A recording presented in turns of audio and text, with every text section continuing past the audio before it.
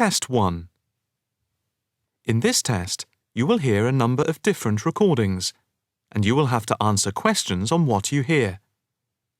There will be time for you to read the instructions and questions, and you will have a chance to check your work. In the IELTS listening test, the recording will be played once only. The test is in 4 sections. At the end of the test, you will have 10 minutes to transfer your answers to an answer sheet.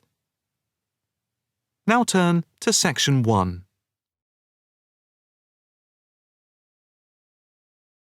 Section 1. You will hear a man telephone a travel company to book a holiday. First, you have some time to look at questions 1 to 4.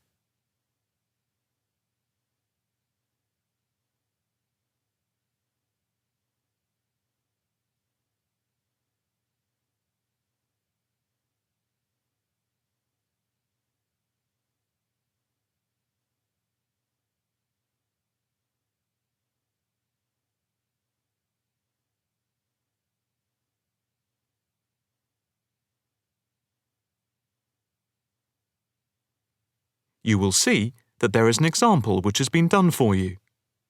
On this occasion only, the conversation relating to this will be played first.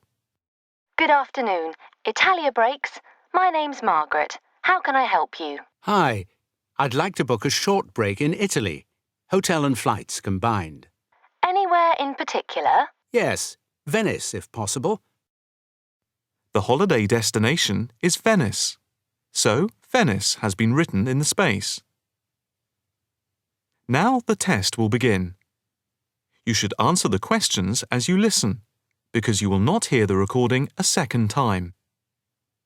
Listen carefully and answer questions 1 to 4. Good afternoon. Italia Breaks. My name's Margaret. How can I help you? Hi. I'd like to book a short break in Italy. Hotel and flights combined. Anywhere in particular? Yes, Venice if possible. We've been looking at some of your brochures, and I want to check if you have any special deals. Right. Let's have a look and see what we've got. Right. OK. I've got the screen up.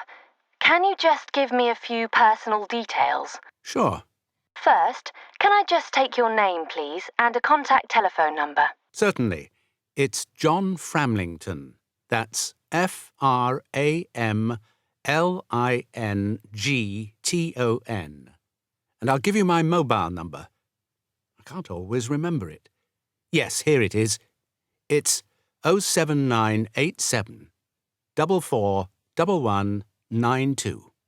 441192. That's it. And how many people is it for? Just 2 adults.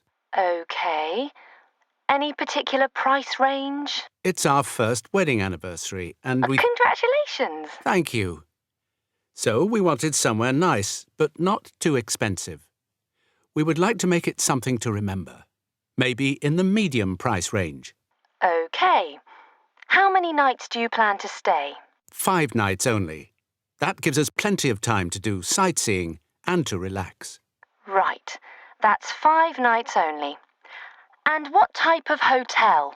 We initially thought of going for a 5-star, but that might be too expensive. So we've been looking at 4-star hotels. We've got quite a few in our brochure, but the one I would recommend is the Hotel Scotland. It's 4-star, and I know there are rooms available because I have just made a booking for another client there. I didn't notice that one. I don't know how I didn't see it. It's easy to miss them. I've also stayed there myself, as we sometimes have to go and check out the hotels. And of all the ones I visited, this was my favourite. Oh, right. Before you hear the rest of the conversation, you have some time to look at questions 5 to 10.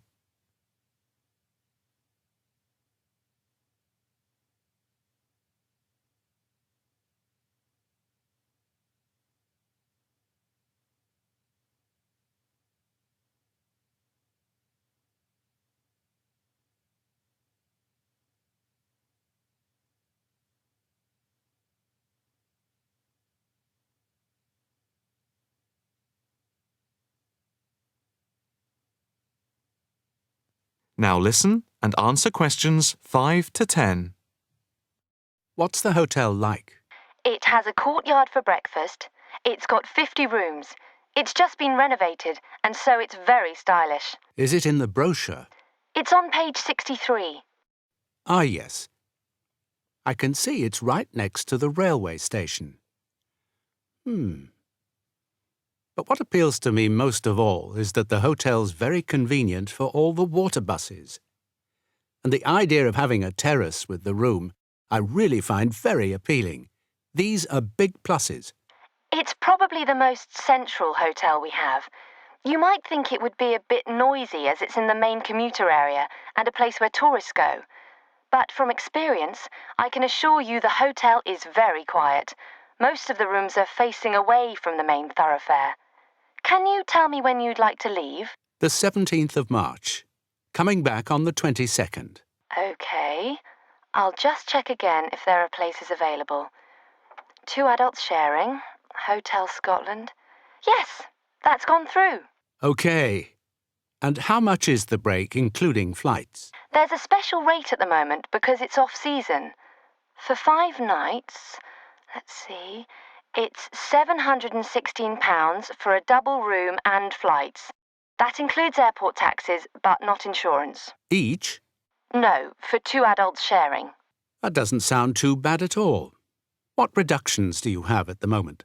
Well, if you make the booking before the 17th of February, you get a further 15% reduction, subject to availability. That's a big saving. Yes, it makes the price very reasonable indeed.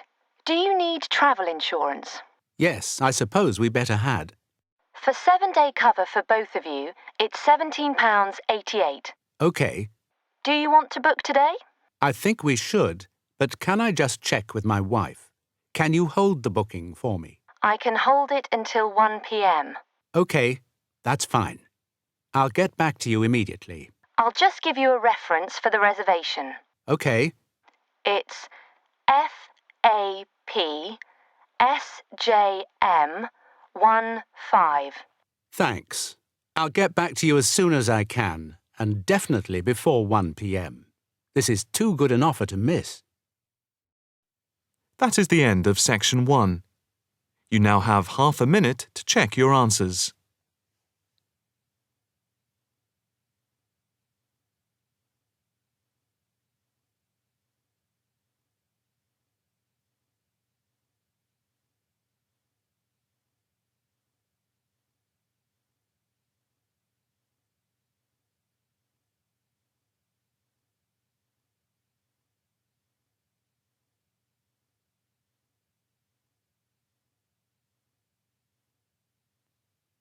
Now turn to section 2. Section 2. You will hear a talk by a counsellor on plans for the development of an old industrial site. First, you have some time to look at questions 11 to 13.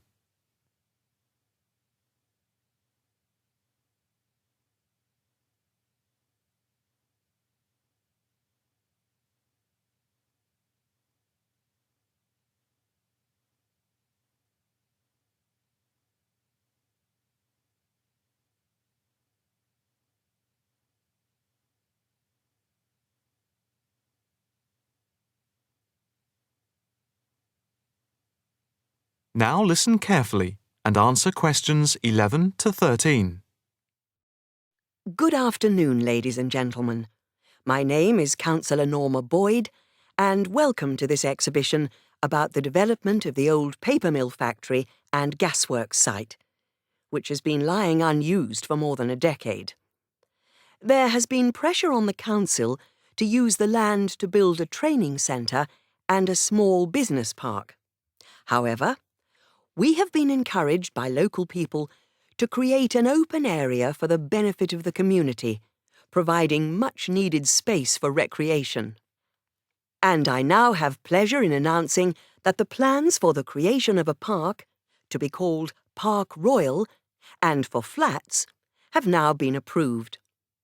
I'm also pleased to announce that we have secured sponsorship from local organisations. More detailed plans of the developments are available from the Council website, details of which are in your pack. In the meantime, I'd just like to take you through the plan here on the screen. Before you hear the rest of the talk, you have some time to look at questions 14 to 20.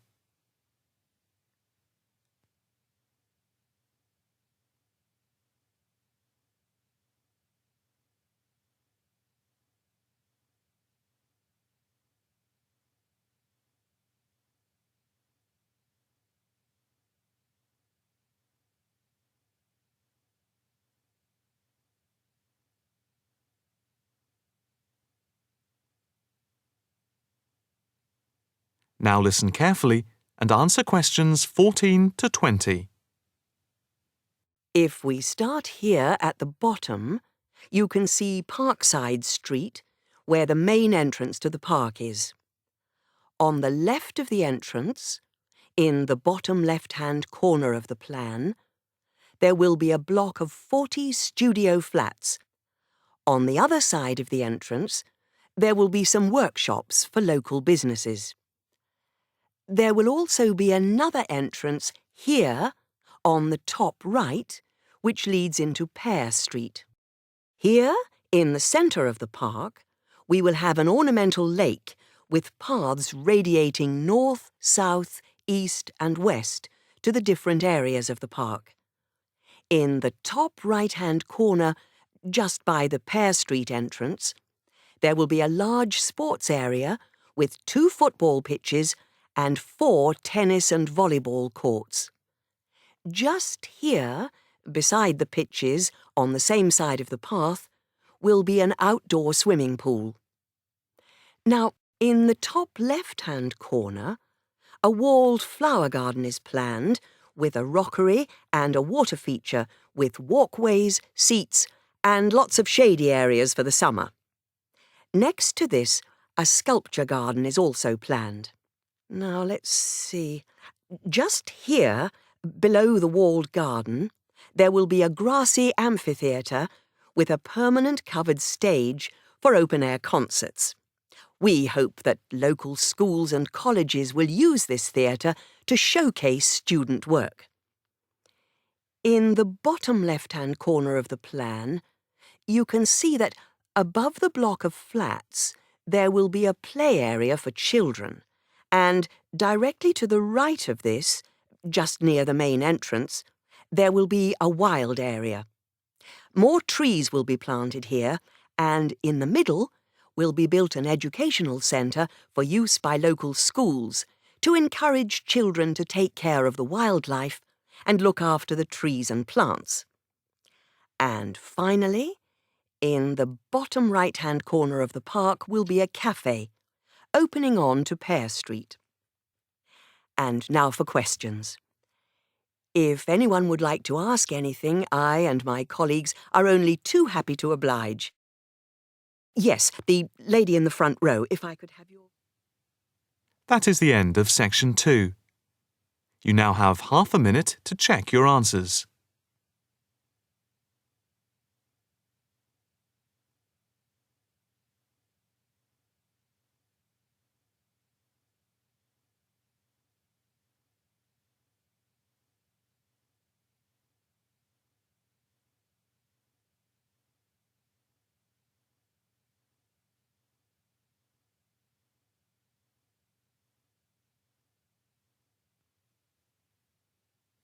Now turn to section 3.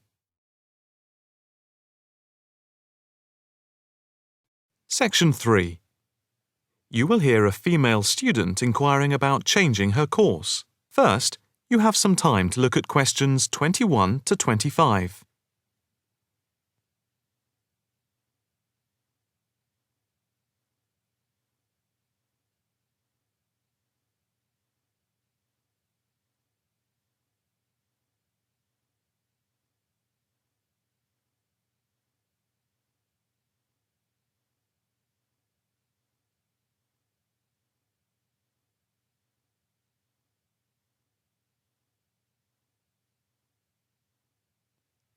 Now listen carefully and answer questions 21 to 25. Hi, my name is Rosanna McLaren.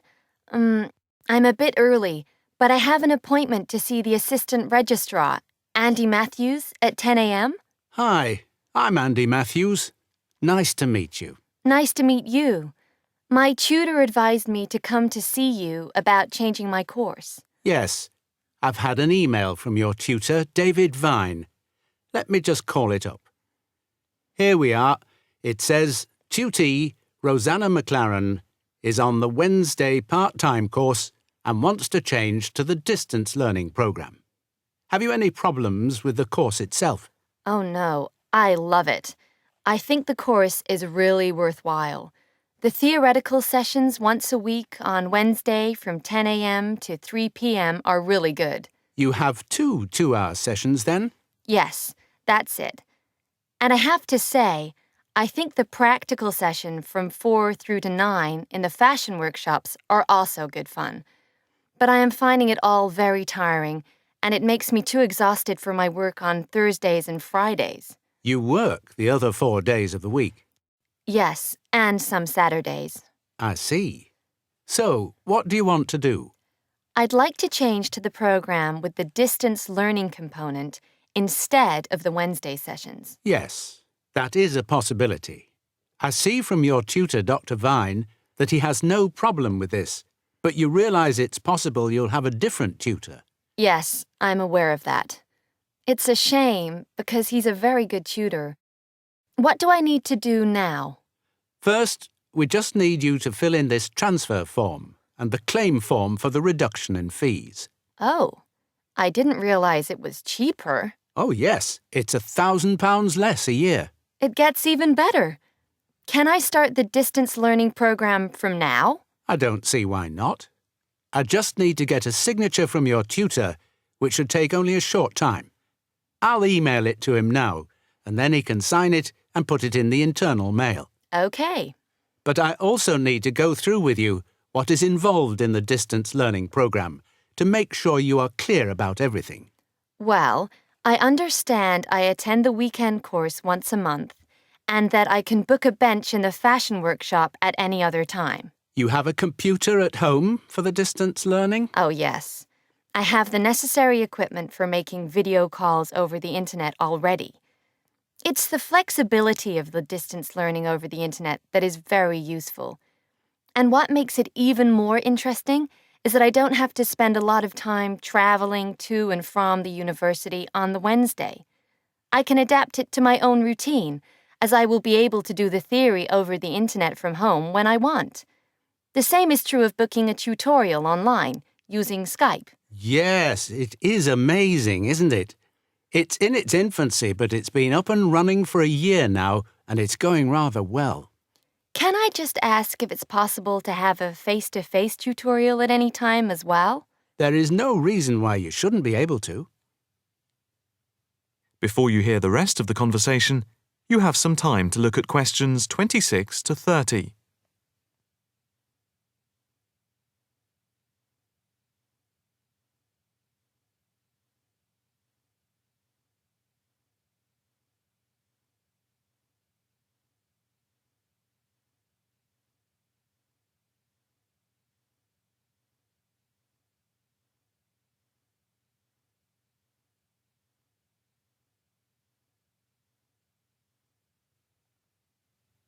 Now listen carefully and answer questions 26 to 30.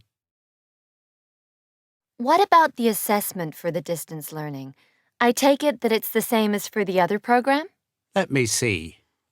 Each month you are expected to keep a written course diary and to present a seminar paper, and at the very end of the course there will be a written exam which will account for 30% of the total marks. What about the coursework? How much does it account for? The design portfolio, which you need to present at the end, accounts for 50%. I would point out just one thing, and that is that on the distance learning program, some tutors like to see the design portfolio twice each term to make sure you're on the right track. But of course you can take it in at any time to show your tutor. And as part of the assessment for the portfolio, you have to present at least one fashion item at a fashion show at the end of the course. Is there anything else? No, that's it. Thank you for all your help. No problem. Hope it all works out well for you now. That is the end of section 3. You now have half a minute to check your answers.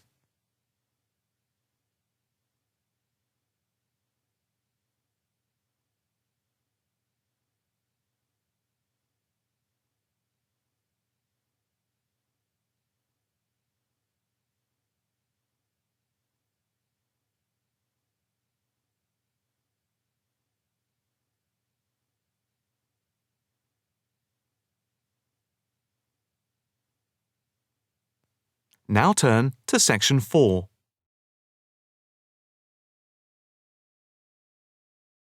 Section 4. You will hear a talk on the effect of architecture on people's mood. First, you have some time to look at questions 31 to 40.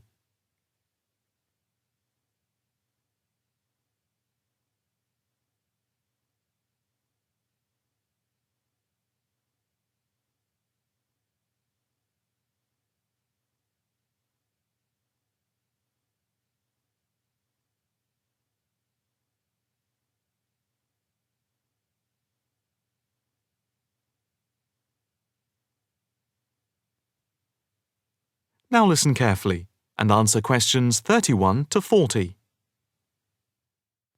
My group has been doing a project on the importance of architecture in people's lives and whether it has any impact on the lives of people in general. The main part I have played is in the collection of data to find out what effect, if any, various buildings have on people's mood, i.e., whether ugly buildings make people unhappy and whether beautiful buildings do the opposite. We had originally thought of starting measuring people's reactions by using a questionnaire with about 40 questions, which we were going to hand out to people, including students at the university. But we were worried that doing the questionnaire would be too time-consuming for people to fill in, so we gave up the idea. I then asked several of the postgraduate students for advice. One of them came up with the simple idea of showing people images of various buildings from different eras and styles, instead of giving out the questionnaire, and asking them to indicate how they felt on a scale of 1 to 5 about the images, where 1 was unhappy and 5 was very happy. People would also be given the option of not saying what they felt. Using the scale meant that it would be much simpler to record people's reactions. I decided to follow this advice, and so the first stage was to collect a large number of images. I used Google to print off colour images of views of houses and apartment blocks where people live, and different types of buildings where they work. I started with about 30 or 40, and then reduced them to 10 images. Media resources in the Amory building at the Judd Street branch of the university helped me produce the final images. I had them blown up to A4 size, and we used colour rather than black and white to make the detail on the images clearer. We made 5 sets of images, and for protection when handling, we pasted the images onto hard card. Then, using a machine to wrap them with plastic, we laminated the cards. 5 of us targeted different age groups. We went to a local school where we obtained permission to ask a group of teenagers between 11 and 18. We also asked a sample of the general public, including tourists from all over the world, as they exited the Tate Modern in London, what they thought. We aimed to ask people from different age groups, namely 20 to 40 and 50 and over. What our group learnt most from the project was first of all the value of teamwork. And secondly, we found that we had to appoint a leader to stop us pulling in different directions and falling apart. So this turned out to be an invaluable lesson for all of us. As to the findings, for us they proved intriguing.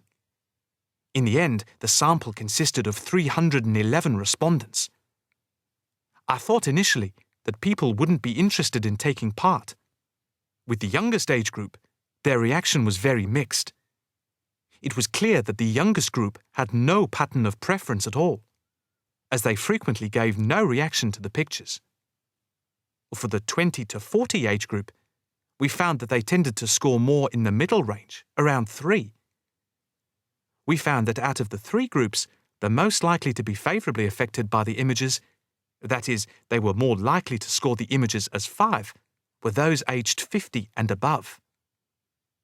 And nobody in this age group failed to say what their reaction was, which was unique for the 3 groups. In total, I have to say that about 71 people indicated that they had no reaction at all to an image.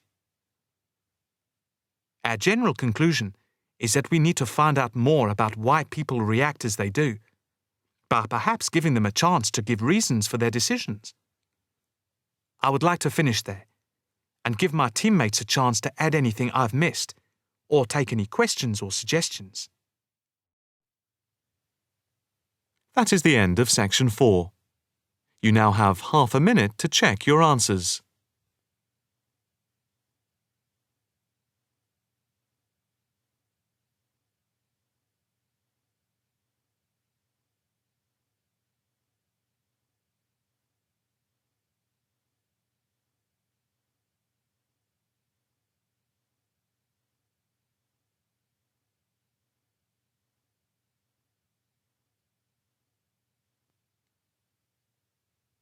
That is the end of the listening test.